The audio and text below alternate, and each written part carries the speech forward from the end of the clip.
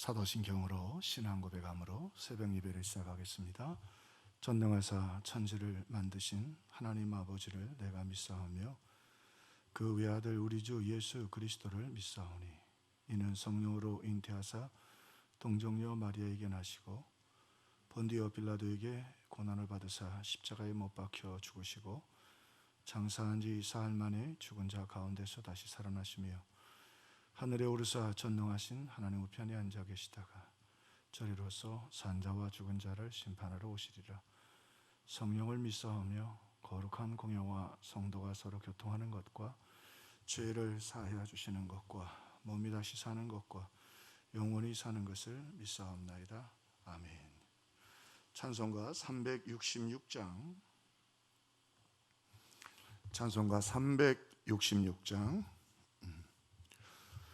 어두운 내는 밝히사 진리를 보게 하소서. 진리의 열쇠 내게 주사 참빛을 찾게 하소서. 깊으신 뜻을 알고자 엎드려 기다리오니 내 눈을 뜨게 하소서. 성령이여 막혀진 내 귀 여시사 주님의 귀한 음성을 이 귀로 밝히 들을 때에 내 기쁨 한량 없겠네. 깊으신 뜻을 알고자 엎드려 기다리오니 내 귀를 열어주소서. 성령이여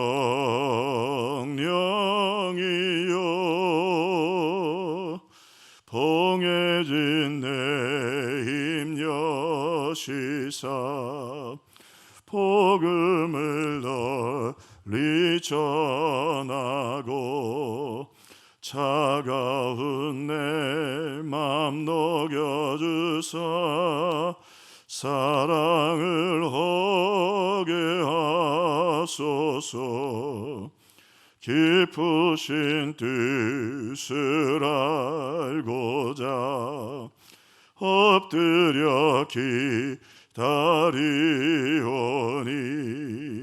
내 입을 열어주소서.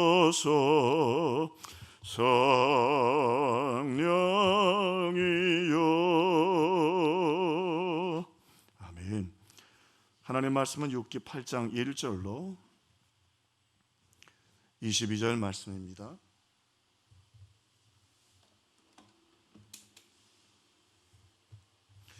욥기 제 8장 1절로 22절 말씀 우리 다 같이 한 목소리로 우리 읽겠습니다. 수아 사람 빌닷이 대답하여 이르되 내가 어느 때까지 이런 말을 하겠으며 어느 때까지 내 입의 말이 거센 바람과 같겠는가. 하나님이 어찌 정의를 굽게 하시겠으며 전능하시니가 어찌 공의를 굽게 하시겠는가. 내 자녀들이 주께 죄를 지었으므로 주께서 그들을 그 죄에 버려두셨나니 내가 만일 하나님을 찾으면 전능하신 이에게 간구하고 또 청결하고 정직하면 반드시 너를 돌보시고 내 의로운 처소를 평안하게 하실 것이라. 내 시작은 미약하였으나 내 나중은 심히 창대하리라. 청하건대 너는 옛 시대 사람들에게 물으며 조상들이 터득한 일을 배울지어다. 우리는 어제부터 있었을 뿐이라. 우리는 아는 것이 없으며 세상에 있는 날이 그림자와 같으니라. 그들이 내게 가르쳐 이르지 아니하겠느냐. 그 마음에서 나오는 말을 하지 아니하겠느냐.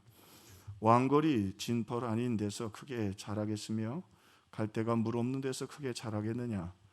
이런 것은 새순이도다 아직 뜯을 때가 되기 전에 다른 풀보다 일찍 마르느니라.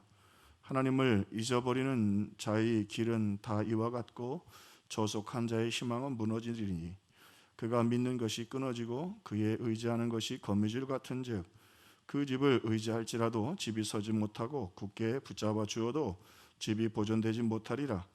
그는 햇빛을 받고 물이 올라 그 가지가 동산에 뻗으며 그 뿌리가 돌무더기에 서리어서 돌 가운데로 들어갔을지라도 그곳에서 뽑히면 그 자리도 모르는 채 하고 이르기를 내가 너를 보지 못하였다 하리니 그 길의 기쁨은 이와 같고 그 후에 다른 것이 흙에서 나리라. 하나님은 순전한 사람을 버리지 아니하시고 악한 자를 붙들어 주지 아니하심으로 웃음을 내 입에 즐거운 소리를 내 입에 술에 채우시리니 너는 미워하는 자는 부끄러움을 당할 것이라 악인의 장막은 없어지리라. 아멘.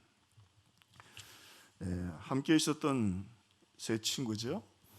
그래서 먼저 대만 사람 엘리바스가 욥에 대해서 이제 네가 이 고난당한 것들이 다 하나님의 심판이 아니겠느냐, 그러므로 회개하고 돌이켜라. 그 결과들이 너무 참혹하지 않느냐, 그런 인과응보적 의미로 설명을 하고, 엘리바스는 좀 영적인 사람이었어요. 그래서 자기가 영적으로 체험한 것들, 그리고 하나님이 이제까지 자기에게 주신 교훈들을 통해서 욥이 회개하고 자신의 처지를 반성해라 그랬는데, 욥이 아주 절대적으로 자기의 의를 고백하게 되지요.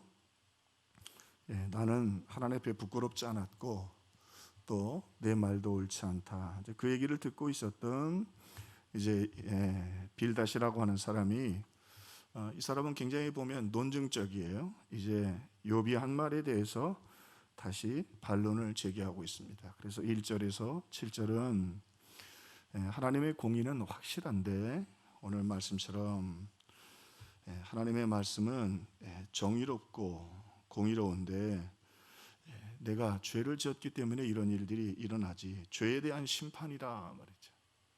죄인이 벌을 받듯이.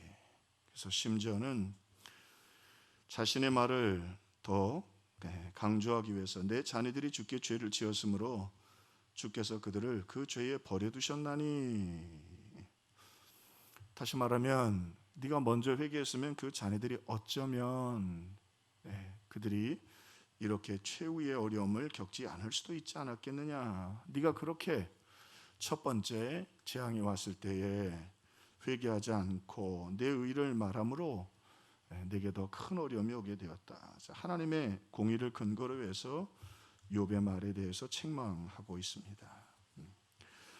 또 8절로부터 10절은 조금 더 논증을 강화해서, 여기 보면 8절에 보니까 청하건대 너는 옛사람들에게 물으며 조상들이 터득한 일을 배울지어다. 우리는 어제부터 있었고 조상들은 몇 천 년을 살면서, 또 우리로 얘기하면 우리 가지고 있는 우리가 자주 이야기하는 전승도 있겠고 습관적인 말도 있겠고 속담도 있겠고, 속담들이 상당히 의미가 있을 때가 많죠. 그것처럼 하나님의 공의의 측면에서뿐만 아니라 오늘 우리 옛날부터 내려오는 전승의 이야기들을 통해서도, 또 속담들을 통해서도 보면, 여기 보라, 왕골이 진펄이 하는 데서 크게 자라겠느냐, 갈대가 물 없는 데서 크게 자라겠느냐. 다 이유가 있고 그 다음에 열매가 있다.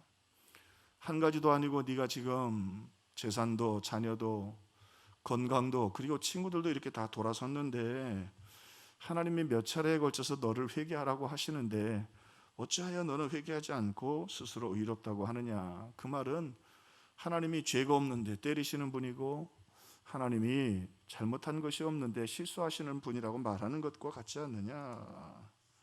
아주 논증적이고 또 철학적인 것을 보게 되지요.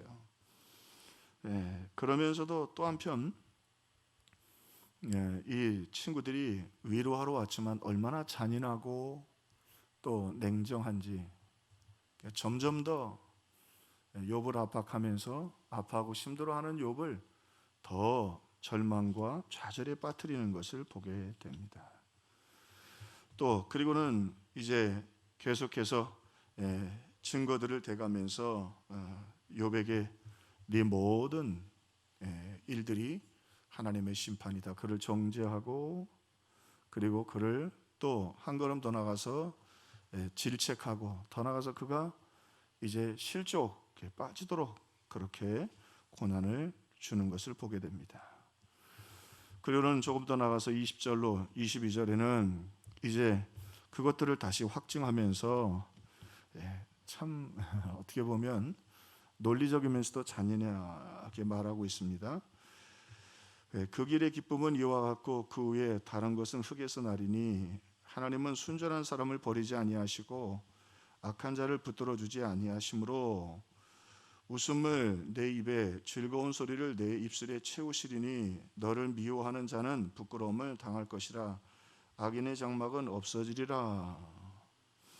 어떻게 보면 욥에게 희망을 주는 것 같은데 웃음이 내 입에 즐거운 소리를 내 입에 하나님이 채우실 것이다.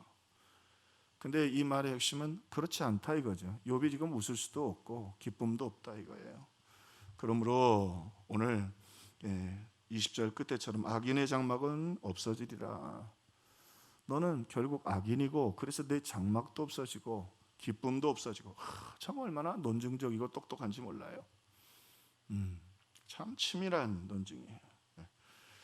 어떻게 보면 살아있는 사람을 완전히 그 사람을 가두어서 절망에 빠뜨리게 하는 아주 논증적입니다. 하나님의 공의로 그를 정죄하고 그 다음에 옛 전승들을 통해서 또 욥을 그렇게 정죄하고 조금 더 나가서 자연의 증거들을 통해서 그리고 지금 있는 현재의 욥의 모습들을 보면서 네가 결코 하나님 앞에 의롭지 않은 악인의 장막에 거하여 있으므로 어떻게 보면 욥이 회개하지 않으려고 하는 거 보니까 이제 너는 회개할 기회조차 없는 사람이다 말하는 것 같은 그런 잔인한 참 어떻게 이게 친구가 될 수 있을까 말이죠.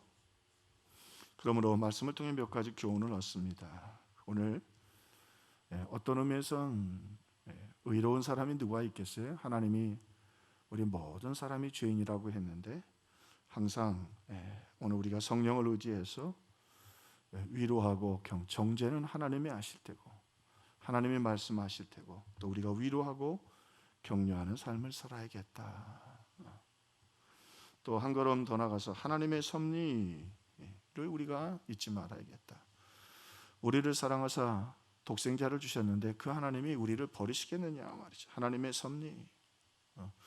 만일 하나님이 우리를 위하시면 누가 우리를 정죄하리요? 진정으로 하나님은 우리의 간구와 기도를 들으시고 불쌍히 여기시고 궁일이 여기신다. 사실은 탕자가 돌아왔을 때 탕자는 온전한 회개를 드린 것도 아니었죠. 그렇지만 아들을 맞아주시는 것처럼 하나님의 사랑의 섭리를 우리가 잊지 말아야 한다. 또 하나 하나님을 사랑하는 자고 그 뜻대로 부르심을 입은 자들은 모든 것이 합력하여 선을 이룬다. 그래서 우리 성도들이 때로는 우리 스스로 또 주변의 눈길이 또 때로는 우리의 삶이 너무 힘들고 어려워서 오늘 말씀처럼 내가 하나님 앞에 죄를 지어서 여기까지 왔는가? 내가 저주 가운데 있지는 않는가? 뭐 잘못한 거 있으면 회개하고 우리가 하나님 앞에 실수한 거 있으면 그분이 또 들어주실 거. 우리 요즘 요나서 함께 은혜 받고 있는데요. 요나가 실수하고 큰 폭풍이 있어도 하나님은 그를 끝까지 버리지 아니하시고 니느웨도 버리지 아니하시고 심지어는 그 배에 타고 있는 그 사람들까지도 다 하나님을 알게 하시는 섭리하시는 하나님, 세밀하신 하나님. 물론 그분은 죄를 싫어하시는 분입니다. 그런데 그 죄를 그 독생자 아들을 통해서 다 갚으신 그 하나님. 오늘 그 하나님을 우리 바라보고 묵상하고 의지하면서 소망을 갖고 또 위로를 얻고 또 위로하는 저와 여러분이 다 되기를 주님의 이름으로 축원합니다. 우리 기도하겠습니다. 기도할 때 하나님, 우리도 우리 주변에 고통당하고 아파하는 사람들이 있으면 성령의 사람 되어 위로와 격려할 수 있도록 도와주시고, 잘못한 것이 있다면 하나님 앞에 나가 회개하고 용서함을 얻게 해주시고, 항상 기뻐하라, 쉬지 말고 기도하라, 범사에 감사하라는 말씀대로 믿음으로 살 수 있도록 도와주옵소서. 우리 성전 건축과 또 하나님 이 코로나가 속히 치료제가 개발돼서 하나님 종결될 수 있도록 도와주옵소서. 우리 이런 제목들을 가지고 함께 기도하겠습니다.